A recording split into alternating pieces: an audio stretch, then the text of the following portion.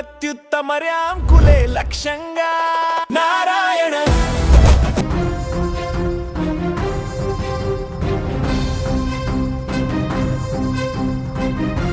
ఆకాశం కరుణించదా, కృష్ణమ్మ పరుగులు పెట్టదా అని ఆశగా ఎదురుచూసిన తెలుగు రాష్ట్రాల రైతాంగానికి ఇది నిజంగా ఒక పండుగ లాంటి వార్త. ఎందుకంటే కృష్ణానదికి భారీ వరద ప్రవాహం ప్రారంభమైంది. అటు కర్ణాటక ఇటు తెలంగాణ దాటుకుంటూ ఉరకలేస్తున్నటువంటి కృష్ణమ్మ నేడు మన శ్రీశైలం జలాశయానికి చేరుకోబోతుంది. ఆలస్యంగానైనా వరద రాక మొదలవడంతో రెండు రాష్ట్రాల రైతుల కళ్ళల్లో ఆనందం వెల్లువిరుస్తుంది. అసలు ఎగువన పరిస్థితి ఎలా ఉంది, శ్రీశైలానికి ఎంత వరద రాబోతుంది, మిగతా ప్రాజెక్టుల పరిస్థితి ఏంటి, పూర్తి వివరాలు కూడా మనం ఒకసారి తెలుసుకునేటువంటి ప్రయత్నం చేద్దాం. ప్రస్తుతం అలాగే శ్రీశైలం ప్రాజెక్టు యొక్క పరిస్థితి కూడా తెలుసుకుందాం. ముందుగా కృష్ణా బేసిన్లోని మహారాష్ట్ర, కర్ణాటక ప్రాంతాలలో గత కొద్ది రోజులుగా భారీ వర్షాలు కురుస్తున్నాయి. దీని ఫలితంగా ఎగువ ఉన్నటువంటి ప్రాజెక్టులన్నీ జలకలను సంతరించుకున్నాయి.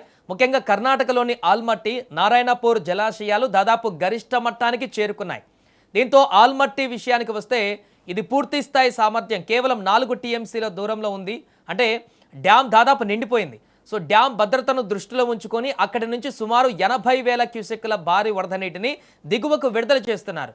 సో అక్కడి నుంచి ఆ నీరు నారాయణపూర్ డ్యామ్కు చేరుకుంటుంది.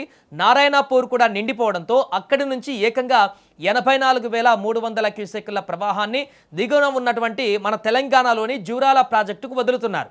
సో పైన వర్షాలు ఇంకా కొనసాగుతుండడంతో ఈ వరద ప్రవాహం అనేది ఇంకా భారీగా కొనసాగుతుంది. రాబోయే రోజుల్లో కూడా మరింత పెరిగే అవకాశం ఉన్నట్టు స్పష్టంగా కనిపిస్తుంది. నారాయణపూర్ నుంచి వస్తున్న వరద నేరుగా తెలంగాణలో ఎంట్రీ పాయింట్ అయినటువంటి జూరాల ప్రాజెక్టును తాకుతుంది. 84,000 క్యూసెక్కులకు పైగా వరద వస్తుండడంతో జూరాల ప్రాజెక్టు అధికారులు కూడా వెంటనే అప్రమత్తమయ్యారు. మంగళవారం సాయంత్రం నుంచే జూరాల విద్యుత్ ఉత్పత్తి కేంద్రం ద్వారా 30,000 క్యూసెక్కుల నీటిని శ్రీశైలం వైపు విడుదల చేయడం ప్రారంభించారు. వరద ఉధృతి గంటకు పెరుగుతుండడంతో ఏ క్షణమైనా జూరాల క్రస్ట్ గేట్లు కూడా ఎత్తే అవకాశం ఉందని ఇంజనీరింగ్ అధికారులు చెబుతున్నారు.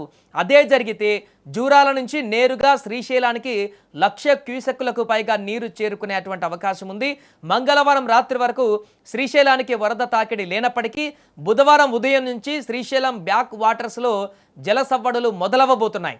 తెలుగు రాష్ట్రాలకు గుండెకాయ లాంటిది శ్రీశైలం ప్రాజెక్టు. రాయలసీమకు, దక్షిణ తెలంగాణకు సాగునీటి అందించేటువంటి ప్రధాన వనరు కూడా శ్రీశైలం ప్రాజెక్టే. శ్రీశైలం ప్రాజెక్టుకు పూర్తి నీటి నిల్వ సామర్థ్యం 215.807 టీఎంసీలు కాగా ప్రస్తుతం అందులో ఉన్నది కేవలం 41.279 టీఎంసీలు నీరు మాత్రమే. అంటే ప్రాజెక్టు అడుగంటిపోయి డెడ్ స్టోరేజ్కి దగ్గరగా ఉంది. ఈ సమయంలో ఎగువ నుంచి వస్తున్న ఈ భారీ ప్రవాహం జలాశయానికి రైతులకి పెద్ద ఊరటనివ్వబోతుంది. ఒకవేళ ఆల్మట్టి, నారాయణపూర్, జూరాల నుంచి ఇలాగే మరొక వారం రోజుల పాటు వరద కొనసాగితే శ్రీశైలం సగం వరకు నిండేటువంటి అవకాశం ఉంటుంది.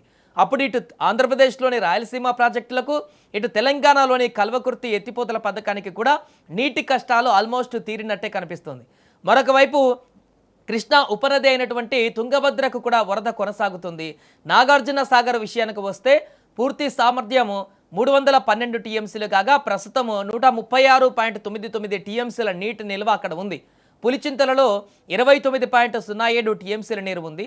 కృష్ణా బేసిన్కు వరదలు రావడం కాస్త ఆలస్యమైనప్పటికీ చివరికి కృష్ణమ్మ కనికరించింది. అటు గోదావరి బేసిన్లోని పోలవరం వద్ద వరద ప్రవాహం స్వల్పంగా తగ్గుముఖం పట్టినా ఇప్పుడు అందరి దృష్టి కృష్ణానదిపైనే ఉంది. రాబోయే 10 రోజులు ఎగువన వర్షాలు ఇలాగే కురిస్తే శ్రీశైలం, నాగార్జున సాగర్లు నిండుకుండలా మారడం ఖాయం.